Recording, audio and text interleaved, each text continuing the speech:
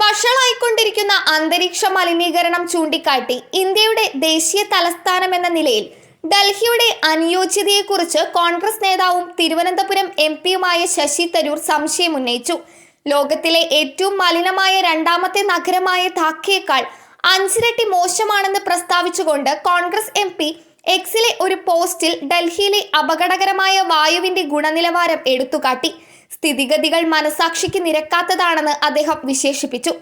വർഷങ്ങളായി സ്ഥിതിഗതികൾ വഷളായിട്ടും പ്രശ്നം പരിഹരിക്കുന്നതിൽ കേന്ദ്ര സർക്കാർ പരാജയപ്പെട്ടു. നമ്മുടെ സർക്കാർ വർഷങ്ങളായി ഈ പേടി സ്വപ്നത്തിന് സാക്ഷ്യം വഹിക്കുന്നു. അതിനായി ഒന്നും ചെയ്യുന്നില്ല എന്നും അദ്ദേഹം പറഞ്ഞു. 2015 മുതൽ വിദഗ്ധരും പങ്കാളികളുമൊത്ത് എയർ ക്വാളിറ്റി റൗണ്ട് ടേബിൾ നടത്തുന്നതുൾപ്പെടെയുള്ള തന്റെ മുൻകാല ശ്രമങ്ങളും തരൂർ പരാമർശിച്ചു. പുരോഗതിയുടെ അഭാവം കാരണം കഴിഞ്ഞ വർഷം അത് ഉപേക്ഷിച്ചു.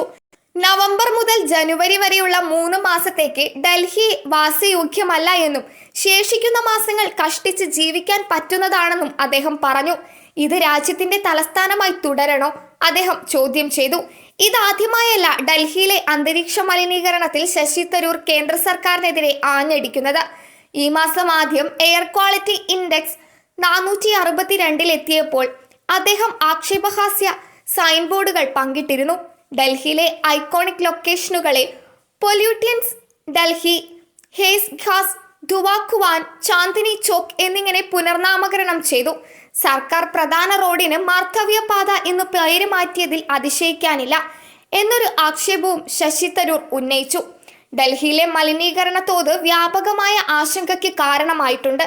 ശൈത്യകാലത്ത് ദേശീയ തലസ്ഥാനം പലപ്പോഴും ലോകത്തിലെ ഏറ്റവും മോശം വായുവിന്റെ ഗുണനിലവാരം രേഖപ്പെടുത്തുന്നു. ദേശീയ തലസ്ഥാനത്തെ വായുവിന്റെ ഗുണനിലവാരം സിവിയർ പ്ലസ് വിഭാഗത്തിൽ എത്തിയതിനാൽ ഗ്രേഡഡ് റെസ്പോൺസ് ആക്ഷൻ പ്ലാൻ നടപ്പാക്കുന്നതിൽ കാലതാമസം വരുത്തിയ ഡൽഹി സർക്കാരിനെയും എയർ ക്വാളിറ്റി മാനേജ്മെന്റ് കമ്മീഷനെയും സുപ്രീം കോടതി നിശിതമായി വിമർശിച്ചിരുന്നു.